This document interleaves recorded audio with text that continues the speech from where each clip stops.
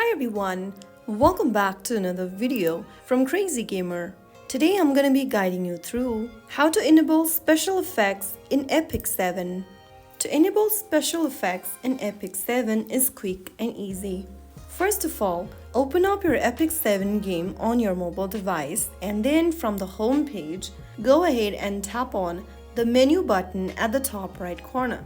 Now click on the settings button at the bottom right and then click on the effect button on the left hand side menu. Right next to special effect, tap on on.